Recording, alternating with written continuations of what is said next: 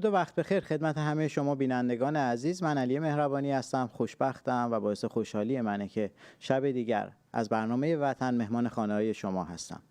امشب قراره در مورد توافقی که صورت گرفت و به صورت الکترونیکی امضا شد میان آمریکا و ایران، جمهوری اسلامی، رژیم ملاها صحبت کنیم که چه در واقع پیامدهایی برای مردم داخل ایران، وضع اقتصادی مردم ایران خواهد داشت و آینده نظام رو بتونیم پیش بینی کنیم، تجزیه و تحلیل کنیم با مهمانان بسیار گرانقدری که مهمان ما هستن. من در کنار خودم دکتر هرمز شریعت عزیز دارم. به برنامه خودتون خوش اومدید. خوشحالم که با هم هستیم. مهمان بسیار عزیزی هم داریم که مشتاقیم بشنویم. منم صحبت خواهم کرد. بسیار عالی، متشکرم. بله، من بدون هیچ در واقع مقدمه ای دوست دارم مهمانمون رو معرفی کنم تا زمان بیشتری داشته باشیم سوالات خودمون و موضوعاتی که مد نظرمون قرار گرفته امشب بهشون بپردازیم. امشب در کنار ما آقای فؤاد پاشایی هستن که دبیرکل حزب مشروطه ایران هستن. باعث افتخار ما هستش. به برنامه وطن خوش اومدید. خیلی ممنونم. من عرض ادب و احترام دارم خدمت شما کشیش عزیز و در حقیقت همه بینندگانتون در سراسر جهان. زنده باشید. متشکرم. دکتر هرمز و جناب پاشایی عزیز، ما وقتی خب اخبار این روزها رو میبینیم، سرتیتر خبرها توافقی هست که صورت گرفته. شاید دور از انتظار بود برای حتی خوشبین ترین طرفداران خود جمهوری اسلامی ایران، چه برسه به مخالفان، اما صورت گرفته و ما حالا نمیدونیم آیندهش چی خواهد بود. اما برای ورود به بحثمون اگه موافق باشید یک ویدیوی کوتاهی رو ببینیم و بعد سوالات من از شما دو عزیز داشته باشم.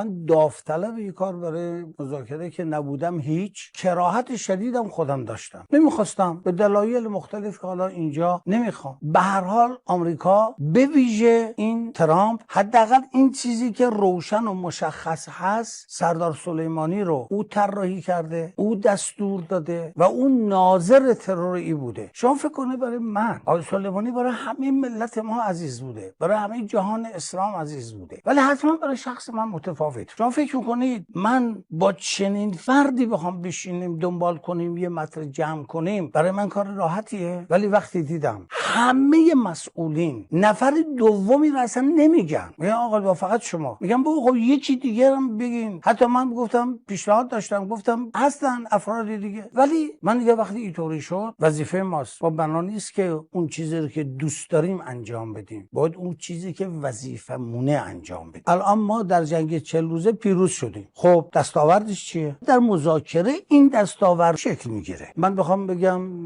این یادداشت تفاهم، حالا انشالله در بیانیه‌ای که من خواهم گفت در این بحث و در اول آغاز دور مذاکرات، دیگه وقتی دور مذاکرات روشن شد همه این معلومه.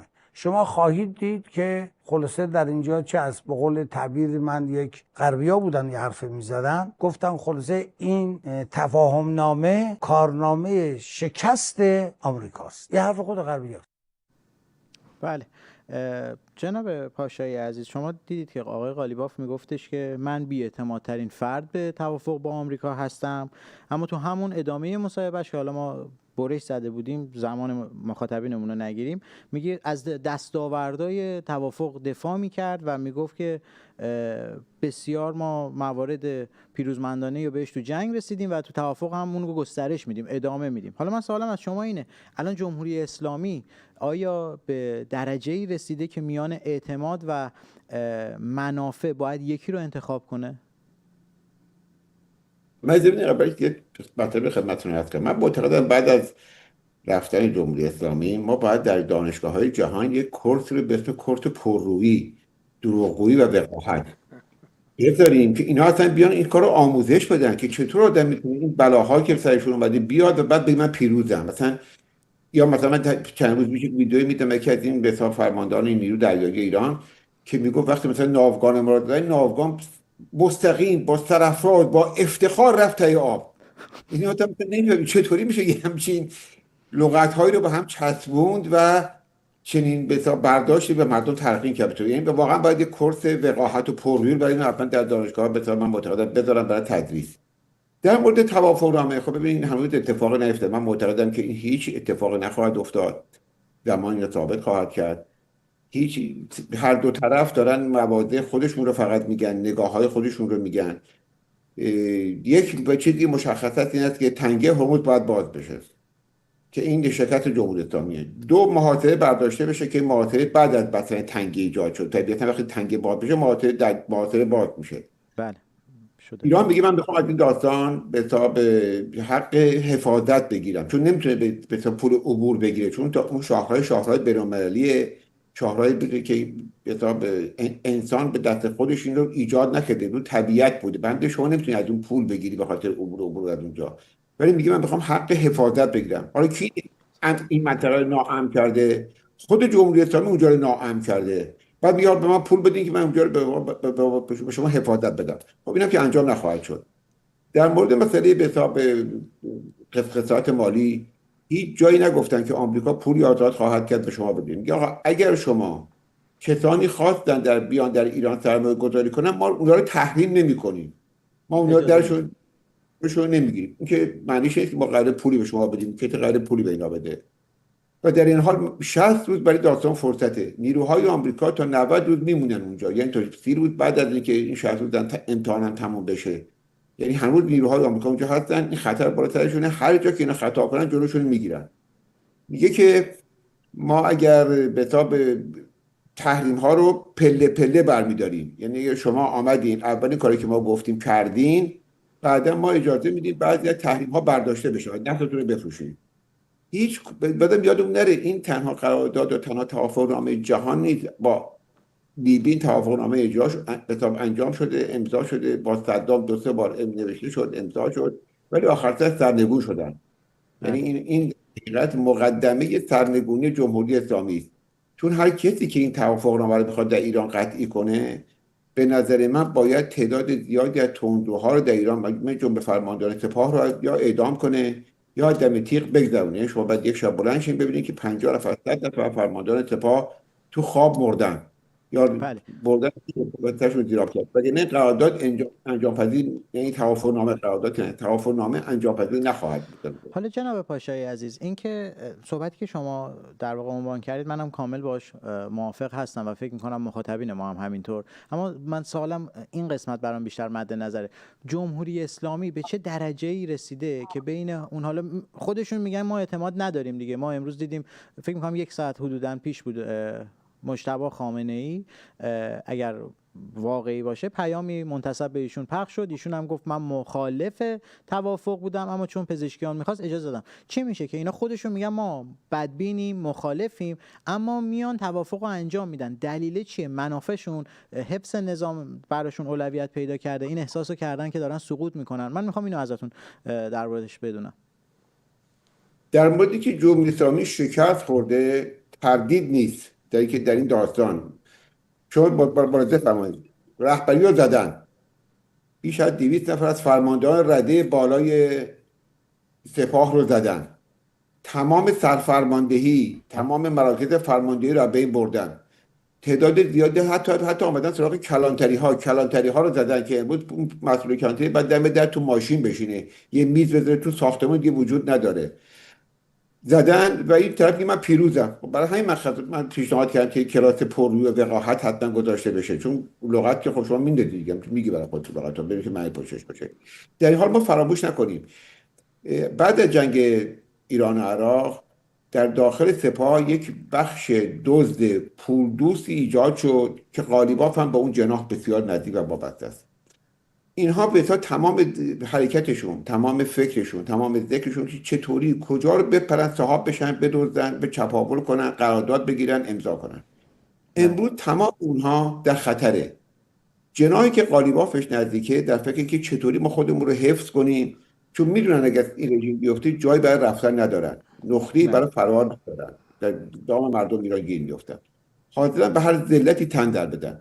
جناح دیگری در سپاه که تندتر و مکتبی تره، اونها در برابر داستان، در برابر کشتن رهبر میایستن. آقای قالیباف براش مردن رهبر، مردن قاسم مهم نیست. چرا؟ شاید مردن قاسم مهم باشه چون با قاسم همدست بود در چپاول‌هایی که میکرد، طبق مدارک و سندهایی که آمد بیرون، چه مقدار جابجا کردن با هم دیگه، چه مقدار به اسم خانم قاسم چون جنس به طور زمین منتقل کرد. برای قالیباف مهم است که این قرارداد امضا بشه و بتونه خودش رو حفظ کنه و پولهایی رو که زد به جیب زده رو ببره. ولی اون بخش تندرو سپاه به نظر من مکتبی‌هاش در برابر این داستان خواهند است. در مورد مجتبی، روز اول همه ما میدونستیم که چیزی به اسم مجتبی وجود نداره. شاید یه 20 کیلو گوشت گوشه‌ای باشه، ولی این معنیش مجتبی نیست. سپاه هست که به حساب در نقش مجتبی و در قالب مجتبی و در چیز مجتبی صحبت میکنه و بیانیه میده. اون بخش بله. تندرو بخش ایدئولوژی سپاه، این بیانیه هم بود از طرف اون بخش به حساب تندرو سپاه و ایدئولوژی که اومده بیرون به اسم مجتبی که نشون بده مخالفت ها در جریان است. و من معتقدم این قرارداد اولین کسی که این قرارداد خواهد به حساب نقض خواهد کرد به حساب سپاه هست که با پرتاب خود سپاه موشک‌های خواهد بود. بسیار عالی، متشکرم. من کاملا با اصل صحبتتون موافق هستم و تحلیل و تجزیه‌ای که کردید. یه جای اجازه بدید من مخالف باشم که در واقع به نظرم جمهوری اسلامی یک دستاوردهایی هم داشته. حالا نمیشه این پررو بودن اینا کاملا درسته که شکست خوردن میاد، اینا عادتشونه، هر چی رو میگن بگن شب من روز میدونم دیگه. این یه برای همه ما مردمه. وقتی میگه ما پیروز شدیم شکست خوردن، شکی توش نیست. شما به جزئیات هم گفتید که رسیده به کلانتری، تازه کوچیک‌تر از اون ایست بازرسی داشت اسرائیل میزد دیگه، سه نفر اینا رو با پهپاد داشت میزدش و صدای پهپادو میشنیدن فرار میکردن. اما به هر حال دستاوردهایی داشته. حتی شاید این کارت بازی تنگه هرمز و سپاه قبلش هم فکر نمی‌کرد انقدر بتونه براش منفعت داشته باشه تو میز مذاکره روش ببره جلو. ولی دوست دارم از شما هم بپرسم دکتر هرمز، نظر شما نسبت به صحبت‌های قالیباف چیه؟ بله، من های پاشایی موافقم که روی هم رفته جمهوری اسلامی شکست بزرگی خورد، خیلی چیزا رو از دست داد و اینی که جشن بگیرن یعنی این که بقامون رو جشن میگیریم. ترامپ میخواست ما رو کامل نابود کنه، نشدیم، هنوز هستیم. میخواستن که این حکومت رو بندازن، ما هنوز هستیم. اینا رو به عنوان پیروزی های خودشون دارن ذکر میکنن. تو همه چیز شکست خوردن و این توافق آخر رو هم حالا از یک نقطه نظر دیگه نگاه کنی، ترامپ هم روی فشار و سختی های زیادی مجبوره که یک ملایمتایی رو نشون بده، چون داره در آمریکا بازنده میشه و دشمنانش و حتی اون جمهوری خواهایی که باهاش بودن تعدادی بر علیهش دارن صحبت میکنن و انتخابات نوامبر هم در پیشه و اگر کار اساسی نکنه و این جنگ و این مذاکرات به نتیجه نرسه و این جنگ ادامه پیدا کنه، بازنده بزرگی در ایشون و حزب جمهوری خواه در نوامبر خواهد بود. پس این رو هم باید درک بکنیم که ترامپ خیلی مسائل روش هست و باید یک کارهایی رو میکرد و به خصوص این تفاهم نامه‌ای که نوشتن خب به نفع ترامپ هم بود، به نفع جمهوری اسلامی هم هست و اونها هر دو طرف هم اعلام پیروزی میکنن و برای ترامپ خیلی این مسئله مفید بود، ولی به اون هدفی که میخواست نرسید. حالا خود تو آمریکا هم اخباری که ضد ترامپ هم میگن ببین ترامپ شکست خورد، شکستش رو بزرگ میکنن که اون چرا به اون هدفی که خواست نرسه. اونا پیروزیشون رو بزرگ میکنن چون نابود نشدن رو میگن ما پیروز شدیم. حالا ترامپ هم روی این فشار هستش که به یک جایی برسه. حالا آینده چی میشه؟ من نظراتی دارم که این مذاکرات 60 روزه که شروع میشه احتمالاً به چه سمتی میره، ولی باید اوضاع فعلی رو درک کرد. بله دقیقاً منم همین مسیر رو میخوام ببرم. از آقای پاشایی بپرسم و بعد خدمت شما برگردم. من دارم در واقع ضرب در میرم، یکی از ایشون یکی از شما و سعی میکنم نظم رو رعایت کنم. جناب پاشایی عزیز، خب توضیحات رو شنیدیم.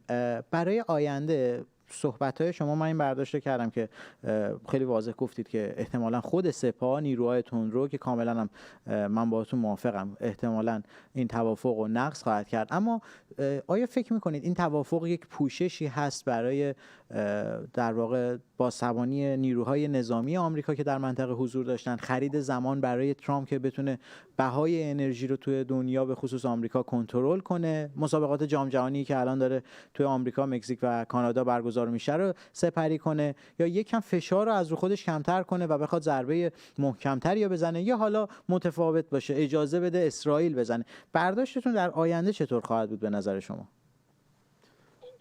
اگر به نظر من این توافقنامه نقض بشود که خواهد شد، مطمئنا آمریکا دست اسرائیل رو باز خواهد گذاشت چون الان بسته دستش رو، الان اسرائیل رو بسیار محدود کرده. در این حالی که ایران طبق عادت خودش به حساب لبنان رو هم تو این توافقنامه چپونده. یعنی آقا اگر ما که نه، شما باید لبنان رو هم کار نداشته باشید. یعنی مردم ایران کار نداشته باشه مهم نیست، ما لبنانی‌ها رو کار نداشته، حزب الله رو کار نداشته باشه، یعنی حزب الله براش از مردم ایران مهم‌تره. یعنی اون رو گذاشته ضمانت تضمین خودش برای به حساب این توافقنامه که اونجا به بله. نظر من اسرائیل به حساب این داستان گوش نخواهد کرد. هر وقت حس کنه امنیت ملیش در خطر است، حزب الله رو زیر آتیش میگیره و به طور کاری که فکر میکنه برای امنش را انجام خواهد داد. در مورد به حساب استفاده از نیروها هم معتقدم به حساب جنگ به آمریکا نشون داد که باید یک نقاطی ببینید استفاده روسیه و چین به ایران پشتیبانی به حساب تکنیکی و تکنولوژی میدادن، درست هست تلاش کردن خودشون رو در این داستان بی‌طرف نشون بدن و خیلی درگیر مسائل نظامی نکنن، ولی رایگاه‌هایی رو برای که بتونه هدایت کنن پهپادهای ایران رو یا هدایت کنن به بعضی از موشک‌های ایران رو، روایت اطلاع الکترونیک و اطلاعاتی در ماهواره‌های چینی میتونست بیاد که در سفر به ترامپ به چین این موضوعی که نکاتی بود که مورد بررسی قرار گرفت و در این حال آمریکا تلاش میکنه که از نظر تکنیکی هم بتونه این نکات رو برای اتفاقات بعد به نظر من برطرف کنه که درگیری پیش آمد در اونجا هم به حساب نقصان‌هایی که داشته رو بتونه بگیره. و من فکر کنم که این داستان برای همین نیروهاشو برای 90 روز در منطقه نگه میداره که مطمئن بشه که به حساب اون اتفاقی که میخواد نیفته. متشکرم. و شما تجزیه‌تون چیه؟ تجزیه تحلیلی که دارید دکتر هرمز از آینده این توافق؟ حالا ما غیبگو پیشگو نیستیم اما ولی خب میشه حد زد با یه احتمالاتی. و خب 14 مورد رو دیشب اینا مطرح کردن که میخوان مذاکره کنن و آیا به نتیجه میرسن یا نه کسی نمیدونه. مذاکرات به هر سمتی میتونه پیش بره، ولی حدس من به احتمال زیاد من دارم این فکر رو میکنم که کلکی که جمهوری اسلامی به اوباما زد رو به نوعی دیگه، نه به اون شدت، به نوعی دیگه به خود آقای ترامپ بزنن و به این صورت که باشه ما امضا میکنیم این جام زهر رو میخوریم در مورد مسائل به خصوص اتمی که هم برای آمریکا هم برای اسرائیل خیلی مهمه، حاضریم امضا کنیم، با یه توافقی برسیم، شما فقط مسائل مالی ما رو یه جوری حل کنید. الانش هم با برداشتن این محاصره خب جمهوری اسلامی میتونه کشتی‌ها رو آزاد کنه بفروشه، حالا در بازار سیاه یا به چین بفروشه. همین تفاهم هم یک کمک مالی به جمهوری اسلامی خواهد کرد و من این رو عجیب و نخواهم دانست و یکه نخواهم خورد که جمهوری اسلامی بیاد بگه باشه مسئله اتمی برای شما مهمه، مثل ترامپ مثل اوباما امضا میکنیم، حالا یه سال دیگه 2 سال دیگه ترامپ نیست میزنیم زیرش. و تازه تو همین شرایط هم وقتی که با اوباما امضا کردن و پول اون 150 بیلیون 1.5 بیلیون که اصلا کش با هواپیما بهشون رسید و بقیهش رو پولی که براشون رسید همون موقع هم به تروریست کمک کردن که قرار نبود بکنن، همون موقع برنامه‌های هسته‌ای زیرزمینی رو شروع کردن و که قرار نبود بکنن، یعنی همون موقع زیرش زده بودن ولی پنهانی.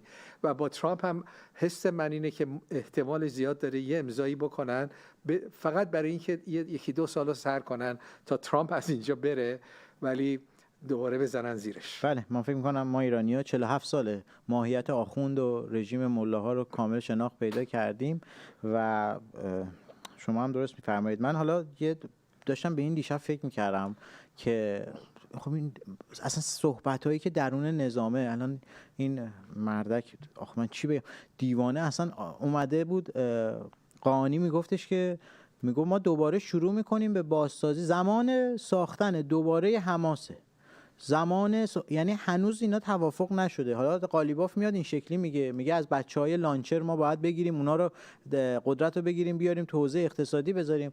خب یه فرمانده دیگه سپاه میاد این صحبت ها رو میکنه.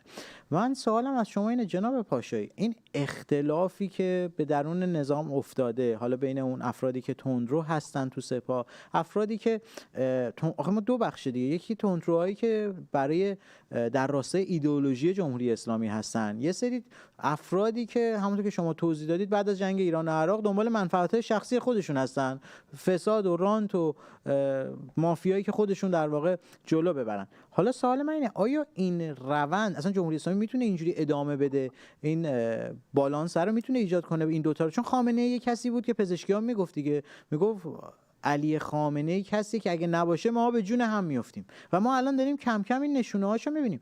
اصلا جمهوری اسلامی میتونه از درون اینو کنترل کنه که به این شدت که حالا ما تو رسانه داریم میبینیم قطعا پشت پرده بسیار شدیدتر هستش، ممکنه در آینده ما حتی ترورهای هدفمند سیاسی رو داشته باشیم درون خود نظام، آیا بتونه اینو به یک بالانسی برسونه برای ادامه و بقای خودش؟ یا شما فرمودین خامنه ای کسی بود که این بالانس رو حفظ میکرد، یعنی تو این جناح رو اون جناح رو صدا میکرد، یه پوانی به این میداد، یه پوانی از اون میگیره و این اقتدار رو در داخل حکومت داشت که بتونه این جناح ها رو به طور کنترل کنه. امروز کسی نیست که بتونه این جناح ها رو کنترل کنه و ما باید منتظر باشیم که اینها به طور برای تطویه همدیگه برن که همدیگه رو تطویه کنن و زمان و به حساب تاریخ 48 سال جمهوری اسلامی هم ثابت کرده است که اینا در این مورد هیچ به حساب رحم و شفقت و دوستی و رفاقتی سرشون نمیشه. وقتی پای حذف هم دیگه پیش بیاد به شدیدترین وجه مثلا یه هواپیما رو با 50 تا به حساب سردار سرنگون میکنن برای که 2 نفرشون رو باید حذف کنن. اینا کردن این کار در قبلا کردن، در بیرحمی رو دست ندارن. خب اینا هممون میدونیم. الان این داستان با حقیقتا در این مرحله یادم نره وقتی که به حساب برجام امضا شد، ظریف بعد در مصاحبه بعدش گفت میدان همه چی رو کنترل میکرد. حالا آقای قالیباف میگه لانچرها هم بچهای لانچر هم میشه کنترل میکنن، چون بچهای لانچر موشک‌ها رو شوت میکنن کسی هم بهشون کنترل نداره، به همه قرارداد به هم میزنن. ولی گرفتن لانچرها از بچهای لانچر خودش داستانی است، یعنی اونجاست که باید 200 نفر به تا کشته بشن اون وسط و بین برن. یادمون نره در نشست اولی که در پاکستان صورت گرفت 83 نفر از طرف جمهوری اسلامی رفتن برای اون مذاکرات در پاکستان، چون اونجایی بود که هیچ کس به هیچ کس اطمینان نداشت که کی میخواد بره معامله کنه و ما رو معامله کنه. یعنی اون جناحایی که در داخل حکومت بودن که هر کدومشون 4-5 نفر فرستاده بودن تو اون گروه 83 نفر، میدونستن کسی که بره در پاکستان و قرارداد امضا کنه باید شب که برمیگرده حداقل 200 تا بچه اینا رو بخوره زیر آب که صداشون دیگه در نیاد. و این خطر هنوز در سر رژیم نگذشته و به نظر من بدترم شده برای اینکه اون کسی هم که میرود حالا در ژنو یه روزی که صحبتش مثل که صحبت 1 ماه یا 2 ماه دیگه میرود و اون قرارداد امضا میکنه و برمیگرده، باید مطمئن باشه که هواپیماش در فرودگاه تهران میشینه و قبل از اینکه بشینه با 2 تا موشک نمیزنن هواپیماشو بندازن قبل از وقتی برگشت، برای اینکه دعوا در داخل حکومت بالا گرفته و باید منتظرین باشیم. بله، من تحلیل هر دوی شما رو گوش میدم. عین پازل هستش، دارید دقیقاً صحبت‌های همدیگر تکمیل می‌کنید و داستان هستش، به خاطر اینکه روایت واقعیت هستش و من خیلی موافق این موضوعاتی که میگید هستم. و سوالی که برای من هست آقای شریعت، اینکه قالیباف یه جا گفت صحبت از در واقع جنگ حق و باطل کرد، حالا با ادبیات سیاسی خودش، که گفت واقعا جنگ حق و باطل بوده. خب الان اگه مثلا شده آشتی حق و باطل، من واقعا برام سوال اینه که اینا رو برای مصرف داخلی دارن میگن یا برای اینکه مثلا روایت سیاسی خودشون رو حفظ کنن؟ این چه جنبه‌ای داره؟ خودشون که باور ندارن، خودشون که میدونن از درون چه اتفاقی داره میفته، ولی هدف چیه به نظر شما؟ خب دروغ، فریب و به خصوص حفظ آبرو جزو اصول باورهای جمهوری اسلامی هست و نگه داشتن قدرت به هر نحوی. حتی شکست رو اینها پیروزی جلوه میدن برای حفظ آبروشون و احترامشون، به خصوص به داخلی ها، به همکاران خودشون، به همدیگه دلداری میدن، به همدیگه قوت قلب میدن. این شبهایی که در خیابان ها بودن هدفش همین بود که به همدیگه دلداری و قوت بدن که ما هستیم، فرار نکنید نریدان، ما هستیم و خواهیم بود. ولی در این اهداف خب دروغ گفتن و خود را قوی نشون دادن بدون. خب ما در کتاب مقدس هم اینو میخونیم که شیطان قدرتی بالایی نداره، بلکه خداوند قدرتش بالاتره و حتی کلام خدا میگه شیطان رو زیر پای ما مسیحیان کوبیده، یعنی بر ما قدرتی نداره. بر همین ما مسیحیان میتونیم دیو اخراج کنیم از افراد که دیدیم، ولی کلام خدا میگه شیطان مثل شیری قران، یعنی خودشو بزرگ نشون میده، ضعیفه ولی خودش رو بزرگ نشون میده. این یک کار شیطانیه و جمهوری اسلامی نشون داده که خیلی از ترفندهای شیطان رو در کشتار، قتل، مرگ که روح خدا نیست، روح خدا روح حیاته. اینو جمهوری اسلامی نشون داده، جنبه‌های مختلف شیطانی رو داره استفاده میکنه. یکیش هم همینه، خود بزرگ نمایی، که مثل شیر قرآن ضعیفه، نمیتونه کاری بکنه ولی صداش بلنده. بله. و این هم تو همون مسیر، در همون پرونده من میگذارم. متشکرم. من داشتم پیدا میکردم، این شما داشتید بحث ترامپ رو میکردید که برای سالها در واقع توپید به اون توافقی که اوباما انجام داد. 13 سال پیش توییتش رو من پیدا کردم، وحید آنلاین گذاشته بودش، دیروز عصری بودش. میگفت چه توافق افتضاحی با ایران کردیم، ما هیچ چیز به دست نمی آوریم جز این که به حماقتمان بخندن. آنها همه چیز به دست می آورن، از جمله وقت کشی، پول نقد کلان. اینو 13 سال پیش خود ترامپ گفته بود و الان به این وضعیت. من بعید میدونم، حالا نظر شخصیمو در قالب مجری میگم نه کارشناس برنامه، بعید میدونم ترامپ چیزی که خودش سالها بهش نقد کرده، بارها تو بوق و کرناش کرده، بخواد ادامه بده و با تجزیه و تحلیلی که این توافق حالا چه از سمت جمهوری اسلامی بخواد نقض بشه، سپاه پاسداران تندروهاش، چه دست اسرائیل رو باز بذاره که یک جوری که مثلا لبنانی که جزء توافق گنجانده شده بخواد از توش خارج بشه و اینا. به هر حال این توافق پایدار بودنش خیلی سخته. من میخوام سوال آخرم جناب پاشایی از شما داشته باشم در رابطه با مهمترین مهره این شطرنج، مردم ایران. مردم ایران 18 و 19 دی به خیابان نیامدن برای ترامپ، برای آمریکا، نتانیاهو و اسرائیل. به فرمان شاهزاده در واقع فراخوانی که داده بودن اومدن و جمعیت میلیونی، جمعیت زیادی، و بعد از قتل و کشتار که بی سابقه بود، حالا بالغ بر بیش از 42,000 نفر، مردم ایران بعد از 40 روز در دانشگاه‌ها شروع کردن اعتراض خودشون رو دوباره انجام دادن. 40م جاویدنامه که تموم شد. آینده ایران شما چگونه می‌بینید و نقش مردم؟ آیا مردم ایران پایبند خواهند بود به توافق میان آمریکا و جمهوری اسلامی؟ اصلا چنین توافقی بین مردمی که توش هیچ سهمی ازشون دیده نشده و گنجانده نشده رعایت خواهند کرد؟ حتما. من یه مرتبه خدمتتون توضیح بدم. به نظر من جمهوری اسلامی برای ماها حرف نمیزنه. جمهوری اسلامی برای 80% مردم ایران صحبت نمیکنه. جمهوری اسلامی برای اون 20% که حس میکنه شاید به حساب یا تو نیروهای به حساب سرکوبش باشن یا که به حساب مذهبی زیر تیغ تبلیغاتیش قرار بگیرن صحبت میکنه.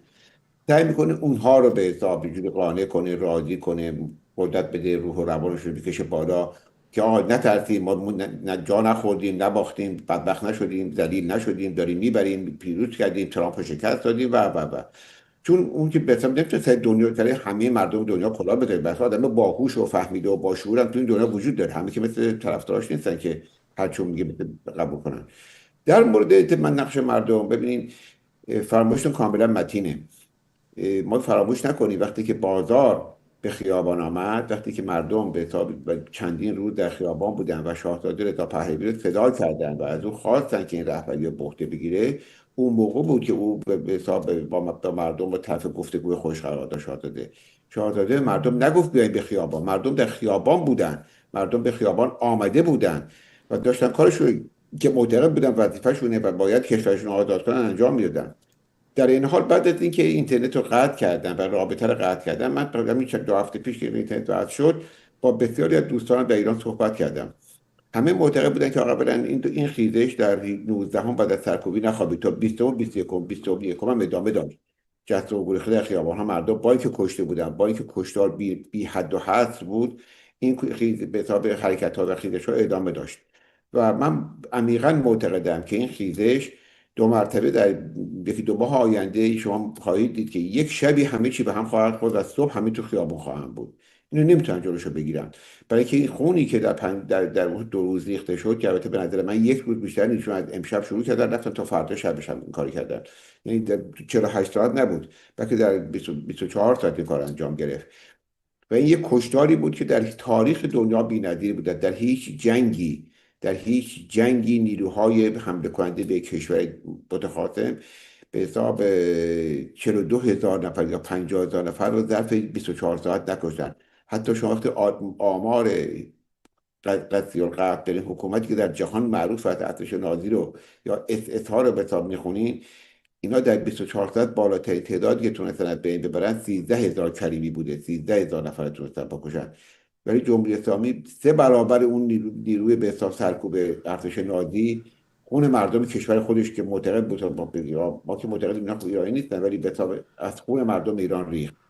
و بله. این دیوار به نظر من، این دره پر نخواهد شد به این راحتی. این دره‌ای که بین مردم و حکومت هست پر نخواهد شد. 50,000 مادری که بود داغدارن، 50,000 مادری که بود بچه‌هاشون تو تخت بیمارستان گرفتن. من با دوستی صحبت می‌کردم که میگفت من در اون محلی، میگفت وقتی ما رفتیم شهریار در اون محلی انباری که اینا به تا مردار گوش بودن که میگفتن بیا مردارتون رو بردارین، به اندازه 5 ردیف رو هم کیسه چینده بودن. یعنی 5 ردیف همینجوری کیسه چینده بودن با هم بده بودن بالا.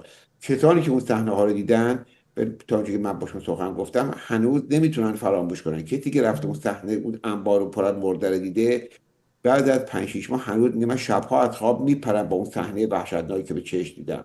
این دیواری نیست که بشه با این گفتگو و مذاکره و دروغ گفتن ها پر کرد. و من میدونم که و میتونم بگم که به زودی ما خیزش بعدی رو در ایران خواهیم دید و مردم به خیابان خواهند ریخت. مردم نمیگذارن که به تا خون رجزاشون بره، در حین حالی که درگیری‌های داخل حکومت هم بسیار بسیار بالا خواهد گرفت. بله، خواهیم دید در روزها، هفته‌ها و ماه‌های آینده چه خواهد شد. و نظر شما جناب شریعت در رابطه با نقش مردم در آینده ایران و پیش‌بینیتون؟ مردم ایران تو شرایط بسیار بسیار سختی هستن و خیلی هاشون روحیه‌شون از دست دادن و ولی نباید بدیم، باید بیستیم تا به آخر. ولی خبر مذاکره براشون دلسرد کننده است، جنگ متوقف میشه دلسرد کننده است. اصلا حرفی از مردم ایران تو این تفاهم و مذاکره نیست، دلسرد کننده است.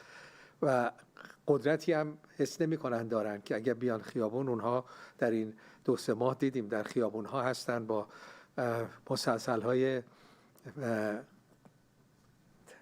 گلی، رنگ گلی، این زنای محجبه با مسلسل‌ها که بیاید خود ما با شما روبرو هستیم. بله. و تنها چیزی که هست اگر فرصتی باشه، همونطور که هم شما اشاره کردید، اینها بیرون بیان، با خشم بیرون میان و احتمالش هم این هستش که مسلح بیرون بیان، چون طرحی هست که مردم ایران رو مسلح کنن.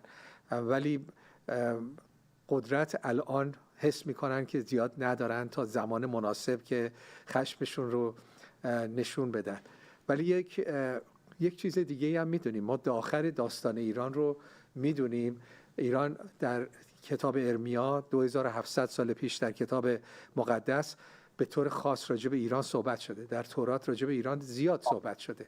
پادشاهان ایران از کوروش، داریوش، خشایارشا همه در کتاب مقدس هستن و ازشون تعریف میکنن از پادشاهان ایران. ولی یک پیشگویی هستش که ایرانی‌ها از سختی‌های زیادی خواهند گذشت، خون بسیاری ریخته خواهد شد. ولی آخر داستان رو میبینیم که خداوند میگه من ایران رو کامیاب خواهم گردانید.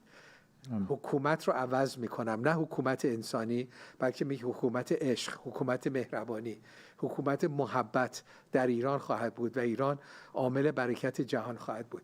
با تمام خبرهای بد، خود من خب خیلی این کشتار، هفته ها در سوگواری و اشک بودیم همه ما.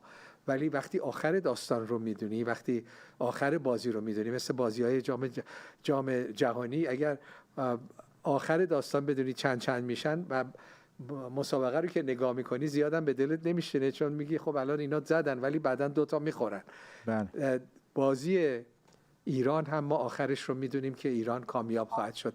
پس میخوام عزیزانم رو تشویق کنم، دلگرم کنم، بایستید، دلسرد نشید، آنچه که از ما برمیاد و انجام بدیم، ولی بدونید که آخر داستان خوش هست، چون خداوند خدایی که هزاران پیشگویی کرده و همه پیشگوییاش به نتیجه رسیده، تاریخ نشون داده، با تاریخ میشه ثابت کرد آنچه که در تورات نوشته انجام شده و خیلی از پیشگوییاش راجع به ایران و کوروش هستش که انجام شده. پس من اینا رو میگم برای اینه که امید به انسان نبندید که یک روز هست یک روز نیست. یک روز ترامپ میگه که برید خیابونها، کمک در راه هست، بعد یه روز اصلا صحبت از مردم ایران نمیشه.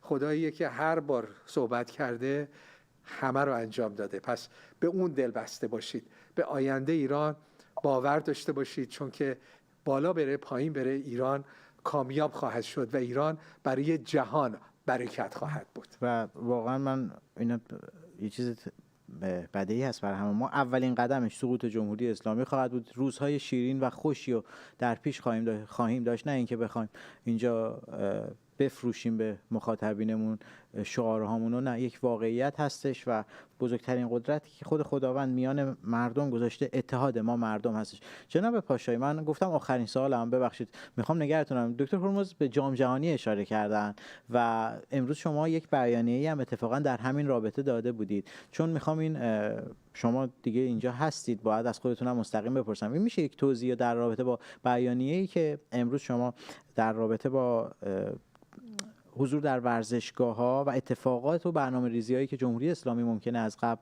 انجام داده باشه بیشتر توضیح بدید و موضوع این بیانیه رو برای اون دست از مخاطبینی که شاید نخوندن و به گوششون نرسیده اعلام کنید لطفاً. حتما. در مورد بازی ها، خب به طبیعی که بازیشون در لس آنجلس بود، دو تا بازی ها در لس آنجلس هست، یکیش انجام شد، یکیش هم داره همین هفته یک شنبه انجام میشه. خب ما در اونجا به حساب خیلی به بچه‌ها تظاهر گذاشتم، در بیرون از استادیوم، در داخل استادیوم به حساب شعارهایی دادن، پرچم شیر خورشید در حد بسیار گسترده‌ای به حساب پرت بود. همه شاید میتونم بگم حداقل شاید بیش از هزاران پرچم شیر خورشید در داخل تو. درست است که فیفا تلاش میکرد جمع کنه. یه مطلب ما فراموش نکنیم، آقای به حساب بازیکن آقای مادی که گل زد، من معتقدم آدما در اون شرایطی که یه کاری میکنن که به حساب گلی که در جام جهانی میزنن که یکی از حالتهای بسیار آدمو از حالت خودش به در میاره، اصلا میبره تو عالم به حساب لذت و شادی، اون کاریو میکنه که تو نیچر وجودیش و تو به حساب فکر و ذکرش به حساب جا افتاده است. و اون کاری که کرد با دست نشانه تفنگ بود به مردم که میزنیم به تو. چون اونجا تعداد زیاد از اونجا که ایشون اشاره کرد مخالفین جمهوری اسلامی بودن که داشتن شعار میدادن به حساب بر علیه به حساب سپاه و به نفع از در حقیقت مخالفین جمهوری اسلامی، و او با اشاره دست به این مردم گفت میکشیمتون. یعنی شما حساب کنید یه بازیکن فوتبالی که میگن ورزش از سیاست به دوره، بعد میاد در شادی ترین لحظه‌ای که کاری جهانی رو کرده و از خود بی خود شده اون ذات واقعیش رو میده بیرون، یعنی با مردم میگه آقا میکشیمتون. این نشون میده که ما با چه جماعتی طرفیم. حتی بازیکنی که حزب الله هست وقتی میاد در شادترین لحظه زندگی شادترین کارش اینه که مردم رو بکشه، مخالفینش رو بکشه. خب این دیگه نچه بازی نشون میده. ولی جمهوری اسلامی در این بازی ها تلاش کرد و تا این مدام در فضای مجازی تلاش میکنه که نشون بده مخالفین ما به خصوص طرفداران پادشاهی یا کسانی که یا بعد به عنوان سلطنت طلب آدم‌های بددهنی هستن، فحاشی میکنن، توهین میکنن.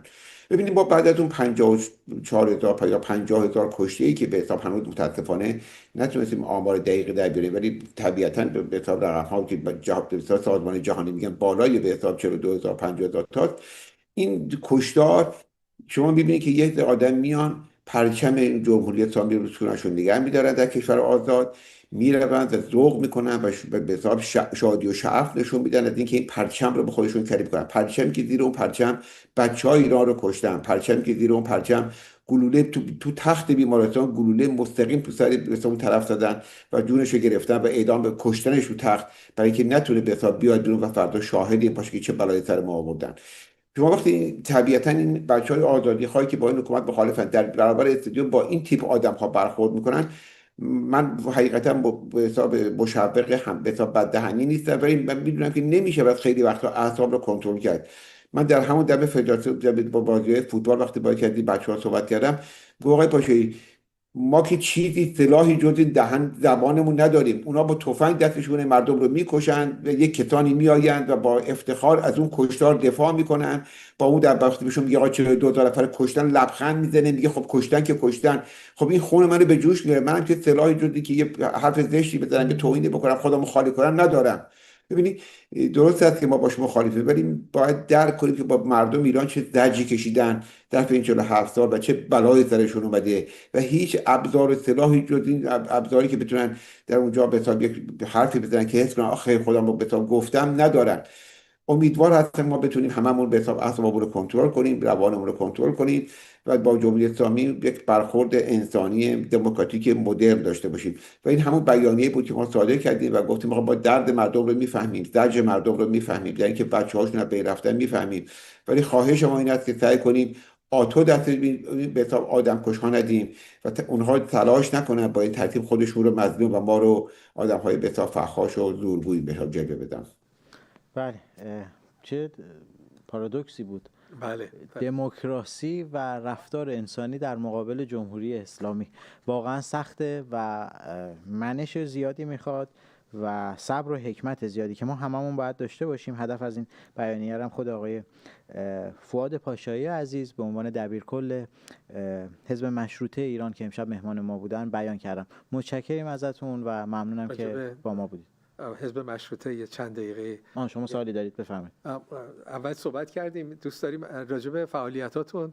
برای من تایم برنامه رو چون در نظر گرفتم 3 دقیقه و نیم داریم. ما میتونیم در حد 2 دقیقه با شما باشیم که در واقع در مورد حزب مشروطه ایران که برای اون قشری از مردم که شاید حالا آگاهی ندارن یا مخاطبین یک توضیح داشته باشیم. خیلی ممنون. در حقیقت حزب مشروطه 32 سال پیش تشکیل شد و ما فکرمون این بود که بتونیم مخالفین جمهوری اسلامی که معتقد به مشروطه پادشاهی هستن، معتقد به برگشتن به حساب سیستم پادشاهی با اندیشه مشروطه خواهی هستن، رو بتونیم دور هم منسجم کنیم و بتونیم به حساب در آینده ایران نقش داشته باشیم.